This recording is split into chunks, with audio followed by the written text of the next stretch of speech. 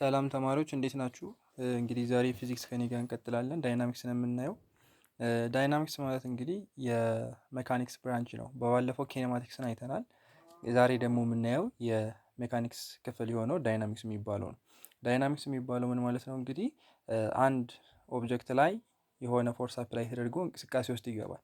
ያንን እንቅስቃሴውን ብቻውን የሚያጠናውን ኬኔማቲክስ ብለን በባለፈው አይተን ነበረ። ዛሬ ግን ያ እንቅስቃሴ ውስጥ እንዲገባ ምክንያት የሆነውን ፎርስን ጨምሮ የሚያጠናልን ሞር እንዲያውም ፎርሱ ላይ ወይም ደግሞ ያ ነገር እንዲንቀሳቀስ ምክንያት የሆነው ነገር ላይ ዲፔንድ ሆኖ የሚያጠናልን ጥናት ዳይናሚክስ ይባላል።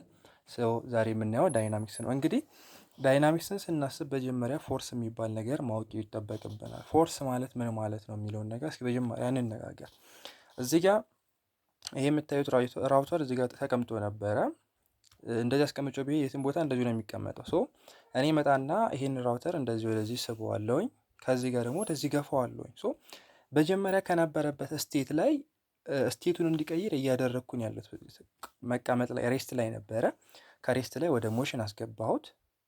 ከዛ አሁን ደግሞ ሞሽን ላይ ነበረ፣ እየተንቀሳቀሰ ነበረ። እኔ ሳልሆን በራሱ የሆነ የሚያንቀሳቀሰው ነገር አለ ብላችሁ አስቡና እየተንቀሳቀሰ ነበረ። መጥቼ ደግሞ እንዲቆም አደረግኩት ማለት ነው። ሶ ስቴቱን እንዲቀይር እያደረግኩት ነው። እኔ ከኤክስተርናል ላይ እዚህ ቦዲ ላይ የሆነ ነገር እያሳረፍኩኝ እንቅስቃሴውን እየገታው ነው፣ ወይ ደግሞ እንቅስቃሴ እንዲገባ እያደረግኩኝ ነው ያለሁት ማለት ነው። ሶ ይሄን እንደዚህ በጭንቅላታችን ያዝና እስኪ ዲፋይን እናድርገው። ፎርስ ማለት ምን ማለት ነው? በቀላል አማርኛ ፑሽ ኦር ፑል ማለት እንችላለን። ፑሽ ኦር ፑል። ፑሽ ማለት መግፋት ነው። ፑል ደግሞ መሳብ ነው። የሆነን ነገር ስንስብ ኦር ደግሞ ስንገፋ እዛ ላይ የሚፈጠር ለውጥን እንዲያመጣ የሚያደርገው ነገር ፎርስ ይባላል። ደግማችሁ በደንብ ስሙኝ። የሆነ ነገር ላይ ስንገፋው ኦር ስንስበው ለውጥ እንዲያመጣ የሚያደርገው ነገር ምን ይባላል? ፎርስ ይባላል። ስቴቱን ነው እንዲቀይር እያደረገ ያለው ማለት ነው። ተጋብተናል አይደለ? እንቅስቃሴ ላይ ከነበረ ወደ መቆም ያመጣዋል፣ ወይ ደግሞ በዛው ላይ እንቅስቃሴው እንዲጨምር ያደርገዋል። ቆሞ ከነበረ እንዲንቀሳቀስ ያደርገዋል። ሶ ይሄንን ነገር ፎርስ ብለን እንይዘዋለን ማለት ነው። ተግባብተናል አይደለ? ሶ ፎርስ እዚህ ጋር ሁለት ነገር አለው። አንደኛ ማግኒቱድ አለ። ምን ያህል ጠንካራ ነው ያ ነገር፣ ኃይሉ ምን ያህል ነው። ምሳሌ እችን ነገር አሁን አምጥቼ እንዲች ብላት ብዙ አትሄድም። ያው ግን አሁን እዚህ ጋር ሰምጥቼ እንዲህ ብላት ምን ያህል ሄደች? አያችሁ አይደለ? ሶ ምን ያህል ስትሮንግ ነው የሚለውን ማግኒቱድ ይነግረናል። እዩ አሁን ደግሞ እዩ እኔ ፎርሱን አፕላይ ያደረኩት በዚህ ጋር ነው፣ ወደዛ ሄደች። ከዚህ መጥቼ ደግሞ እንዲህ ባረገው ወደዚህ ትሄዳለች። ሶ በዚህ ባረገው ወደዚህ ትሄዳለች። እዚህ ጋርም ደግሞ ምን አለ አፌክት የሚያደርገው ዳይሬክሽንም አለው ማለት ነው። ዳይሬክሽንም አለ። ሶ ቬክተር ኳንቲቲ ነው ማለት እንችላለን ማለት ነው። ቬክተር ኳንቲቲ፣ ቬክተር ማለት ማግኒቱድም ዳይሬክሽንም የያዘ ነገር ቬክተር ኳንቲቲ እንላለን። ሶ ፎርስ ማለት ይሄ ነው። በዚህ ከተግባባን አሁን ኒውተን ስለሚባል ሰው እናወራለን። ፎርስን በዚህ መልኩ ከተረዳ ነው ማለት ነው። ፎርስ እንትኑ ደግሞ ይሄ ነው። ይሄ ምንድነው?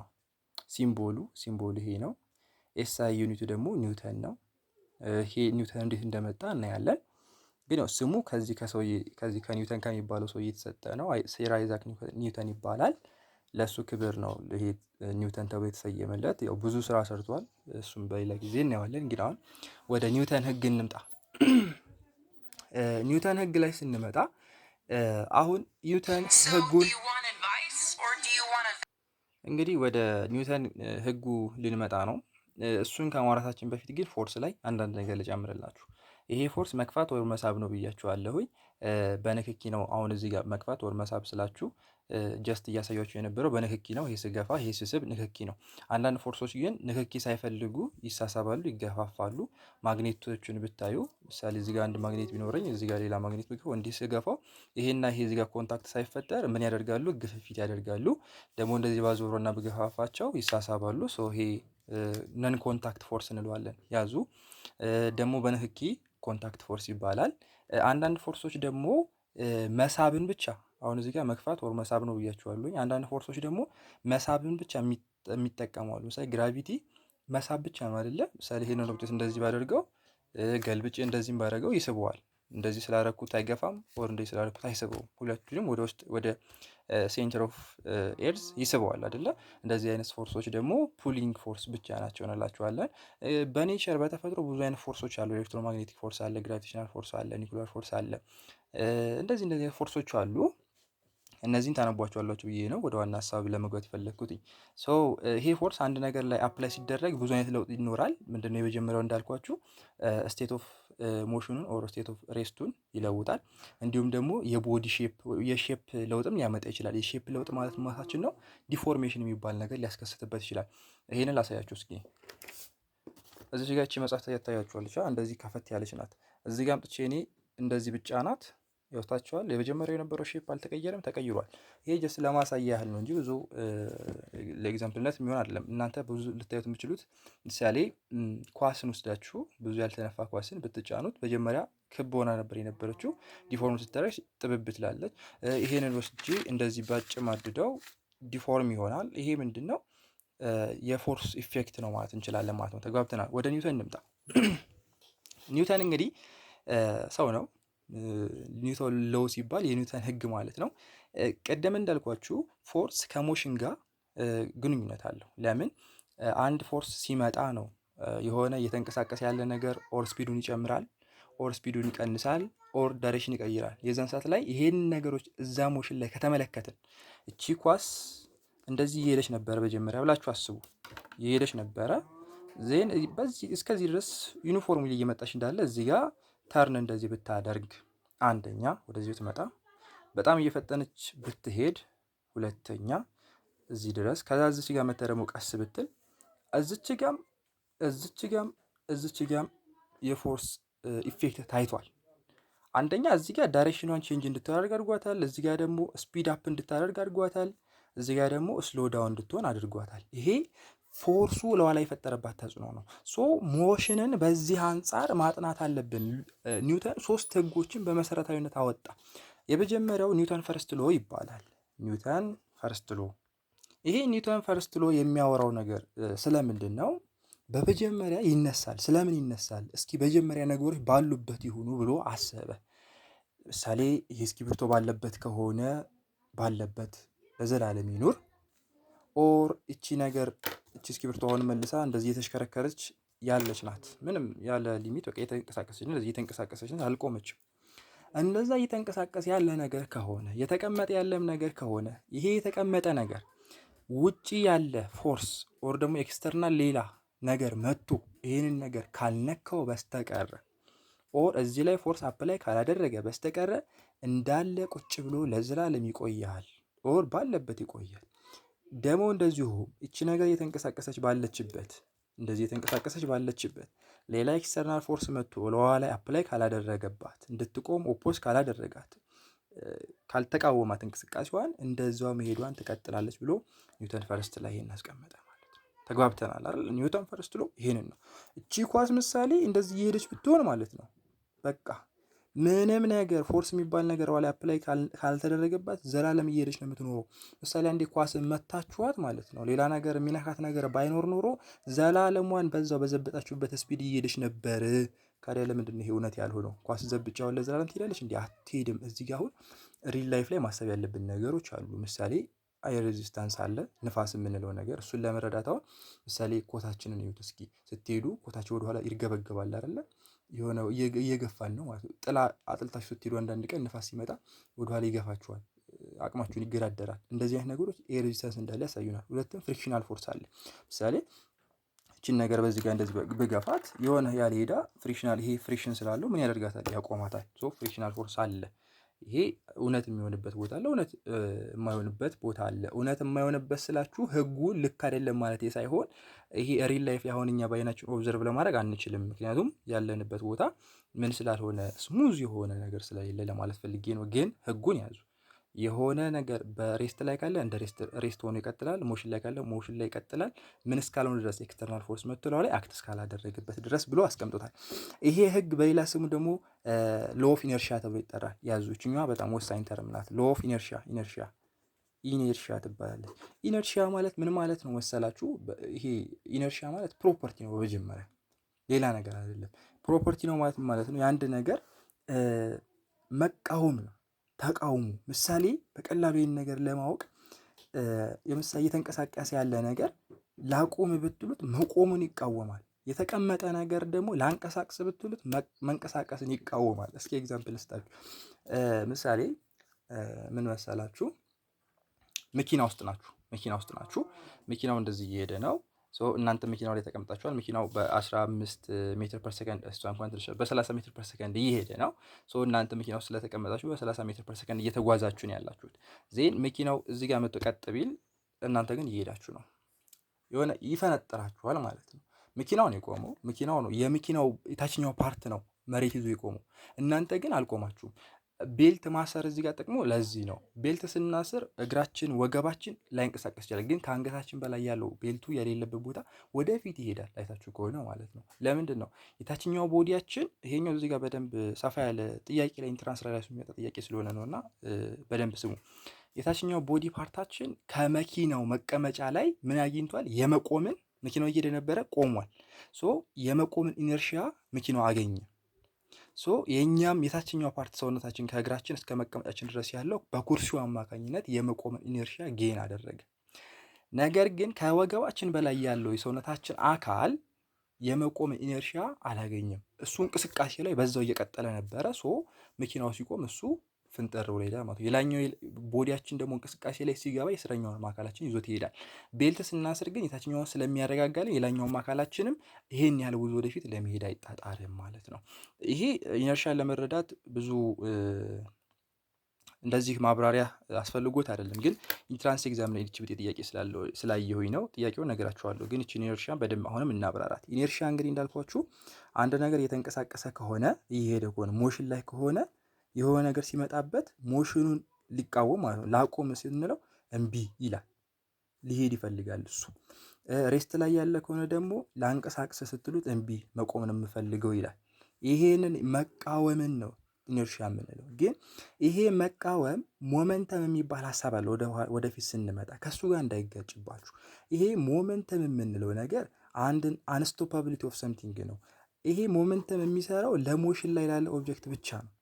ያዙልኝ። ሞመንተም ላይ ወደፊት በደንብ እንማረዋለን። ግን አደራ ከኢነርሺያ ጋር አንድ እንዳይሆንባችሁ። ኢነርሺያ ለቆመም ለሚንቀሳቀስም ነገር መቃወምን ነው የሚናገረው። ሞመንተም ግን ለምሳሌ የሆነ መኪና በጣም እየፈጠነ ከመጣ ያን መኪና ለማቆም ምን ያህል ኃይል ያስፈልጋል የሚለውን ነገር ነው የሚነግረኝ እንጂ ይሄ ተቃውሞ አይደለም። ሬስት ላይ ያለን ነገር ሞመንተም አያገባውም። ስለዚህ ቺኔችን እንድትለዩልኝ ስለፈለኩኝ ነው ሞመንተም እዚህ ጋር ያመጣዋል። ኢነርሺያን እንደዚህ ከተረዳን እስኪ የኢንትራንስ የመጣ ኤግዛም ልንገራችሁ ምን እንደሆነ። እዚህ ጋር ፈረስ አለ። ዳቦ እስከዚህ ምን ፈረስ አለ። ፈረሱ ላይ ሰው ተቀምጧል። ፈረሱ ላይ ተቀምጦ እየተንቀሳቀሰ ነበር ፈረሱ ቆሟል። ፈረሱ ቆሞ ከዛ ይሄ ሰውዬ እግሩ እዚህ ላይ ነው ያለው። ድንገት ፈረሱ የሆነ ነገር ያያል። ድንገት ፈረሱ የሆነ ነገር ሲያይ ይደነብራል። ከዛን በኋላ ሲደነብር ጥያቄ አድርገን አለ የምንሰራው እኛ ዝም ብለን ለማስረዳት እንሞክራለን።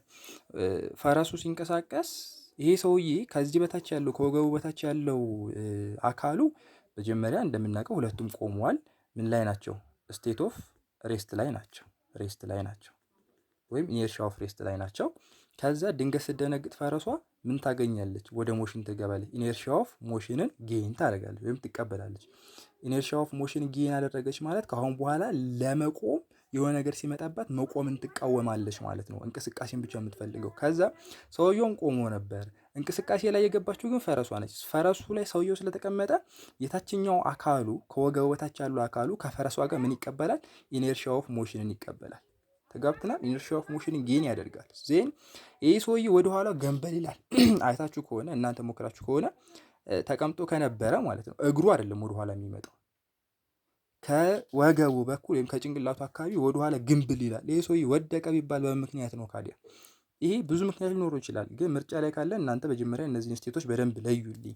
አንደኛ ሰውየው የወደቀበት ምክንያት ምንድን ነው? የላይኛው ሰውነቱ ከላይ አፐር ቦዲው ምን ስለሆነ ነው? ኢነርሺያ ኦፍ ሬስት ላይ ስለነበረ ነው አንደኛ። ሁለተኛ ይህ ሰውዬ ለምንድን ነው ሙሉ ለሙሉ ያልወደቀው ከተባለ የታችኛው ቦዲ ምን ስላደረገ ነው? ሞመንት ኦፍ ኢነርሺያ ሞሽን ኦፍ ኢነርሺያን ጌን ስላደረገ ነው ከፈረሷ ጋር አንድ ላይ ብለን መናገር ይኖርብናል ማለት ነው። ውስብስብ እንዳላደረኩትኝ ተስፋ አደርጋለሁ። ኢነርሺያን በዚህ ልክ ጠልቆ እንትን ማለቱ ብዙ ጥቅም የለውም፣ ግን ጥያቄ ላይ አፒል አድርጋ ስላየኋት ነው። ኢነርሺያንም እንደተረዳችሁ ተስፋ አደርጋለሁኝ፣ ግራ እንዳላጋባኋችሁ። እንደዛ ነው። ኢነርሺያ ደግሞ አሁንም የሚሳፈርበት ማስ ላይ ዲፔንድ ይሆናል።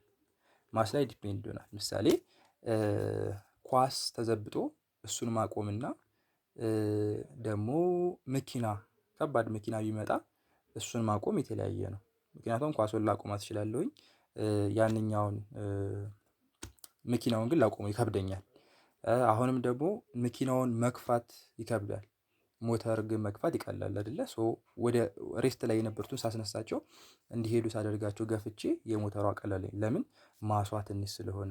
ኢነርሺያ ሲጨምር ኢነርሺያ ትልቅ ሆኗል ማለት ትልቅ ማስ አለ ማለት ነው። ትልቅ ማስ አለ ማለት ደግሞ ሀይ የሆነ ምን አለ? ኢነርሺያ አለ። ሎ ማስ ካለው አንድ ነገር ሎ የሆነ ኢነርሺያ አለው ማለት ነው። ተግባብተናል አይደለ? በጣም ጥሩ በጣም ጥሩ። 20 ደቂቃ ነው የምንቆያት ከኔ ጋር። ሌላውን በፓርት ቱ ባመጣላችሁ ይሻለኛል።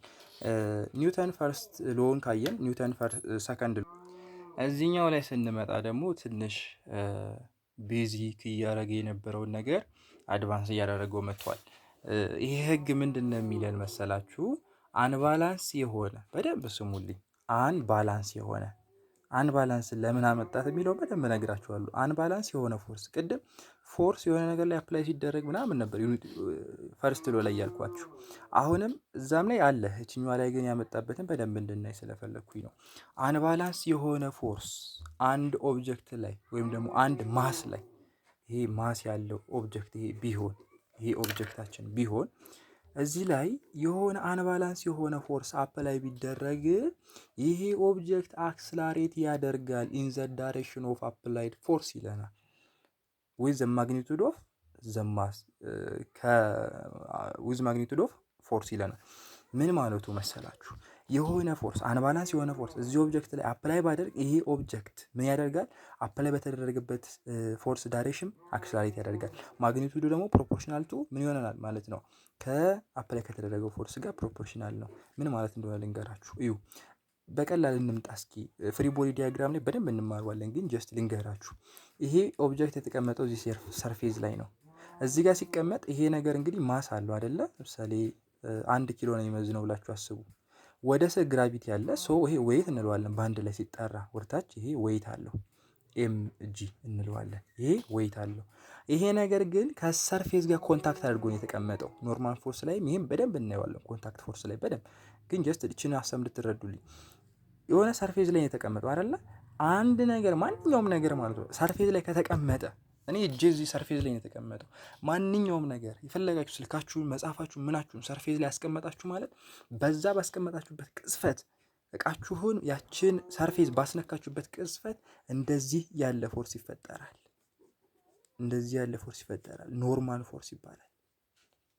እንግዲህ ኖርማልን በማትስ ላይ እንደምታውቁት ከሰርፌዙ ጋር 90 ዲግሪ የሰራ ነገር ነው አይደለ? ሁሌም ቢሆን ማለት ነው ኦብጀክታችን ከተቀመጠ በኋላ ኖርማል ፎርስ ደግሞ ወደ ላይ ይወጣል ማለት ነው። ይሄ ኖርማል ፎርስ እና ዌይታችን ደግሞ እኩል ናቸው። ይሄ ዌይታችን ወደ ምድር እምብርት እንድንገባ ያስቀመጥነው ዕቃ ሊሆን ይችላል፣ እኔ የተቀመጥኩበት ሊሆን ይችላል።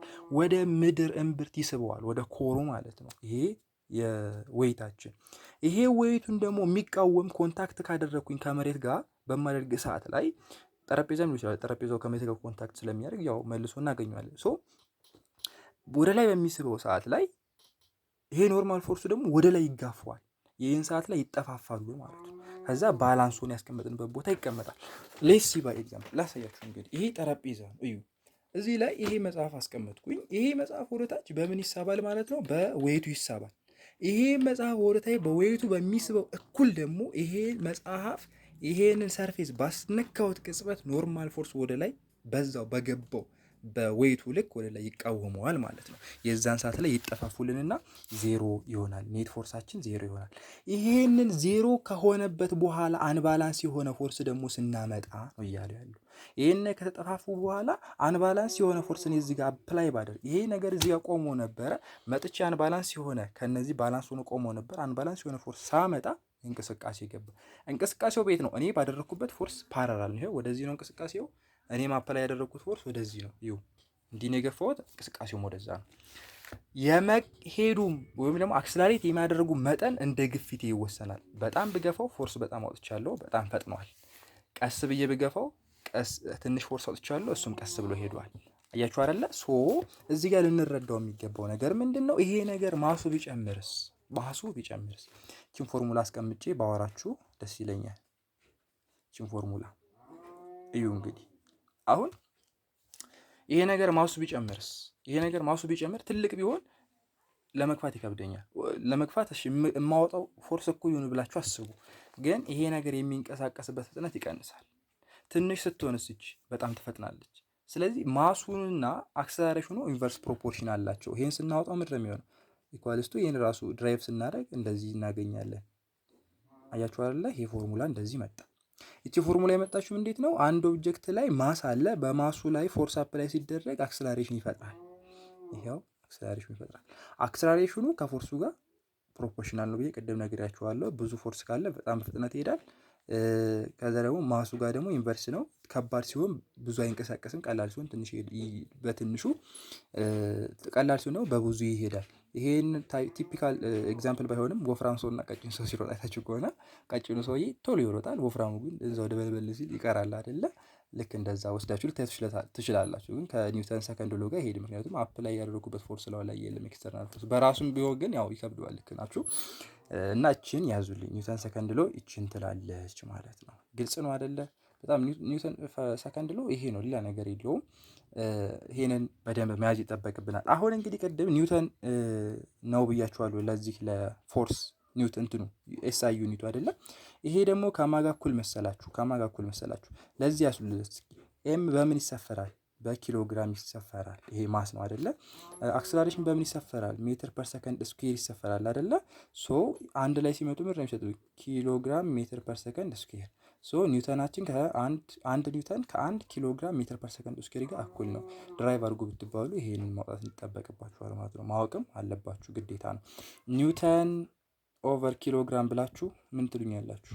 ሜትር ፐር ሰከንድ አይደለም የምትሉኝ? በጣም ጥሩ። ሶ ያ ማለት ነው ኒውተን ማለት ነው። ኦቨር ኪሎ ግራም ባለ ኪሎ ግራም በኪሎ ግራም ሲጠፋ ሜትር ፐር ሰከንድ ስኩዌር ይቀረኛል። ሶ ድራይቭ ማድረግ ግን በደንብ ተጠንቃችሁ መስራት አለባችሁ። ኒውተን ሰርድ ሎውን 25 ደቂቃ ሊሆን ነው። በጣም ይቅርታ፣ ግን ኒውተን ሰርድ ሎውን አይተን ይበቃል። ሶስተኛ ህግ ደግሞ ምንድን ነው መሰላችሁ የሚለው ይሄ በየቀኑ እንደውም አናስተውለው ብዬ የምናየው ነገር ነው። እስኪ ምሳሌ ልስጣችሁ፣ ከዛ ወደ ህጉ ነግራችኋለሁ። እዩ፣ ይሄ እጅ አለ፣ ምንም ህመም የለም። ያው እንትን እያልኩት ነው፣ ህመም የለም። አመጣሁኝ እዚህ ጋር እንደዚህ መታወት። ይህን ሰዓት ግን እጄን ህመም ይሰማኛል። ለምንድን ነው? እንግዲህ ይሄንን ነገር ስነግራችሁ ከተረዱታላችሁ ያስባለሁኝ። ኒውተን ሰርድ ሎው ምንድን ነው የሚለው መሰላችሁ? ፎር ኤቭሪ አክሽን ዜር ኢዝ ኦልዌይስ አን ኢኳል ኤንድ ኦፖዚት ሪአክሽን። ምሳሌ ምን ማለት መሰላችሁ? እዚህ ጋር ኳስ ብትኖረ እችን ኳስ ብትመታት እዚህ ጋር ደግሞ አሁንም እዚህ ጋርም አንድ ኳስ አለ። ከዛ እግርህን ሰነዘርክ ልትመታት፣ ሳትካት። ስንስታት እግራችን ወደዚያ የሆነ ቅርት ይልብናል፣ ህመም ይሰማናል። እቺኛው ግን ኳሷን መታዋት። ኳሷን ስመታት ትሄዳለች፣ እኔ ግን ህመም አይሰማኝም፣ እዛው እግሬ ቅርት ይላል። ብዙ ማለት እንደ ሳትኳት ያለ አይነት ስሜት አይሰማኝም፣ እግሬም ቅርት ይላል። ለምንድን ነው ያ የሆነው? እዚህ ላይ እኔ ኳሷ ላይ ምን አድርጌባታለሁ? አክሽን አሳርፌባታለሁ። ኳሷን ዘበትኳት። እሷ ደግሞ መልሳ ወደ እኔ ምን አሳርፋብኛለች? ሪአክሽን የሚባል ፎርስ አሳርፋብኛለች። ይህን ሰዓት ላይ ኢኩሊብር ይሆንና እግሬም እንደዚህ ጥልጥል ብሎ አይቀርም ማለት ነው። አክሽን እንደ ሪአክሽን የሚባለው ይሄ ነው። ይሄ ማለት በሌላም ደግሞ ላስረዳችሁ። ስለዚህ ይሄ ግድግዳ አለ። ይሄ ግድግዳ እንደዚህ ብገፋው ዝም ብሎ አይሄድልኝም አይደል? በምገፋው ልክ የሆነ ነገር ይሰማኛል። በጣም እየገፋው ነው ይሰማኛል። እሱም መልሶ ምን እያደረገኝ ነው ማለት ነው? እየገፋኝ ነው ማለት ነው። ይሄን እንደዚህ ብሎክ ብገፋው እሱ ወደ ላይ መልሶ እየገፋኝ ነው። በተመሳሳይ እና ኦፖዚት በሆነ እኩል በሆነ ፎርስ ግን ኦፖዚት በሆነ ኢኳል ኤንድ ኦፖዚት በሆነ እችን ያዙ። በቃ እችን ናት ኒውተን ሰርድ ሎው እችን ናት። ኢኳል ግን ኦፖዚት የሆነ ላይን ኦፍ አክሽናቸው የሚሰራበት አክሽንም በአንድ አክሽን ላይ ነው፣ ወይ ደግሞ አንድ ላይን አክሽን ያላቸው። ያ ማለት ነው እንደዚህ ገፍቼው እሱ እኔ ወርታች ነው የገፋሁት እንደዚህ፣ እሱም ደግሞ መልሱ እየሰጠኝ ያለው በዚህ ወደ ላይ ነው እንደዚህ ነው። ስለዚህ ሴም ላይን አክሽን አለው። ያዙልኝ። ግን የሚካሄደው ደግሞ ምን ላይ ነው? ሁለት የተለያዩ ቦዲ ላዮች ላይ ነው። ምሳሌ ቅድም እንዳልኳችሁ እኔ ኳሷን ዘበጥኳት። ኳሷ ላይ ያሰረፈው እኔ እሷ ላይ ምን አደረግኩኝ? አክሽን ፈጸርኩኝ። ኳሷ ደግሞ እኔ ላይ ምን ፈጠረች? ሪያክሽን ፈጠረች እንጂ ሁለቱም አክሽንም ሪያክሽንም አንድ ቦዲ ላይ አይካሄድም። ይሄ በጣም ስህተት ነው፣ ያዙ አደራ። አክሽንም ሪያክሽንም አንድ ቦዲ ላይ አይካሄድም። ኢንትራስ ላይ የሚመጣ ጥያቄ ነው፣ እባካችሁችን ያዙ። ግን የሚደረገው ፎርስ እኩል ነው፣ ኢኳል ነው። በምሳሌ በ50 ኒውተን ከሆነ የዘበትኳት እሷን በ50 ኒውተን መልሳልኛለች። ግን ካዲያ እንደ ኳሷን ለምን አልሄድኩኝም? ማሳችን ነው፣ ማሳችን ቅድም እንቅስቃሴ በማስ አፌክት ይደረጋል አልኳችሁም። 50 ቢኖር የኔ ማስ 50 ከሆነ 1 ሜትር ፐር ሰከንድ ወደ ኋላ ማፈገፍገው፣ እሷ ግን ማሷ 2 ከሆነ 25 ሜትር ተጉዛለች ማለት ነው። አያችሁ አይደለ? በማሷ አማካኝነት ይሄ ተፈጠረ እንጂ ኢኳል የሆነ ግን ኦፖዚት የሆነ ተመልሶልናል። ኦፖዚት ሆኖ ካዲያ ለምሳሌ አሁን ኔጌቲቭ ኤፍ እና ፕላስ ኤፍ ቢኖሩ አሁን እነዚህ ምን እንደምራቸው ምን ነው የሚሆነው? ዜሮ ነው የሚሆኑት። ግን ፎርሶቹ እነዚህ ዜሮ አይሆኑም። ለምን? የተለያየ ቦዲ ላይ አክት ስለሚደረጉ። ተግባብተናል። እነዚህን ትይዛላችሁ። ሌላ ነገር የለም። ለዛሬ ይበቃናል። ሶ ይበቃናል። ጥያቄ ስጣችሁና እለያያለሁ ማለት ነው። ጥያቄው ምንድን ነው መሰላችሁ? ስለ ጀት ነው። ምሳሌ አሁን ጀት ስትበራ አይታችሁ ታውቃላችሁ? አይታችሁታል ማለት በእንትን ላይ ቲቪ ላይ እንደዚህ ያለች ነገር ብትሆን እዚህ ጋር ጋዝ ማስወጫ ያለው ጭስ እንደዚህ ወደታች ላይ ስትነሳ ማለት ነው። እና ከዚህ ውስጥ እቺ ነገር ወደ ላይ ትሄዳለች፣ ወደታች ደግሞ የሚፈንትን ነገር ጭስ ነገር ይወጣል። እና አክሽን የትኛው ነው? ሪያክሽን የትኛው ነው? እዚህ ጋር ኤ እና ቢ ላስቀምጥላችሁ። እቺ ከጀቷ ህይወታችን እንትን የምትለው ማለት ነው። እዚህ ጋር ላሳያችሁ በደንብ ይሄውላችሁ። እዚህ ጋር ሞተር አለ፣ እዚህ ውስጥ ሞተር አለ። ይሄ ሞተር ወደ ታች ጋዝ ይለቃል። ከዛ እቺ ነገር ላይ ትወጣለች እና ይሄ እዚህ ጋር ያለው ወር ላይ የምትወጣውን ይሄን ኤ ብላችሁ ያዙት። ሞተሩ ጋር ይሄ የሚወጣውን ደግሞ ጭስ ነገር ወይም ነው ጋዙን ቢውላችሁ ሰዱት። ከነዚህ ከሁለቱ የትኛው ነው አክሽን የትኛው ነው ሪአክሽን የሚለውን መልስ አስቀምጡልኝ። በቀጣይ ስንመጣ ምን ለምንሰራው በዚህ ዙሪያ ያሉ ኢንትራንስ ኤግዛሞችን በሶስቶቹ አሁን ባወራ ናቸው፣ እንዲሁም ደግሞ ሌሎች ኤክሰርሳይሶችንም በደንብ እንሰራለን። እንግዲህ ይሄ ፓርት በጣም ወሳኝ ፓርት ነው። በጣም ቀላል ደግሞ በጣም ደስ የሚል ክፍል ነው። ትወዱታላችሁ ያስባለሁኝ። ግራ ካጋባችሁ እንግዲህ ኮሜንት ላይ ጻፉልኝና ሌላ የተሻለ ኤክስፕላኔሽን ላመጣላችሁ እችላለሁኝ። ጥሩ እንዳስረዳችሁ ተስፋ አድርጋለሁኝ። ጥያቄ ካላችሁ ግር ያላችሁ ነገር ካለ መጠየቅ ይቻላል። እንዲሁም ደግሞ በቀጣይ ኤግዛም ስለምንሰራ መከታተላችሁን እንዳትረሱ ማለት ነው። በተጨማሪ ደግሞ ቀጣይ ፓርቶችንም ይዤላችሁ እመጣለሁኝ። ዛሬ ስለ ኒውተን አውርተናል። ከዛ ስለ ፍሪክሽን እናወራለን፣ ኮንታክት ፎርስ ምን እንደሆነ፣ ከዛ ፍሪ ቦዲ ዲያግራም፣ እያንዳንዱን ነገር በቃ የመጨረሻው ዳይናሚክስ ላይ ፍሪ ቦዲ ዲያግራም ነው። እሱን ካወቅን ሌላ የሚከብድ ነገር የለም። እነሱን እንሰራለን። አብራችሁን ስለነበራችሁ አመሰግናለሁ። ፊዚክስ በጣም ቀላል ነው።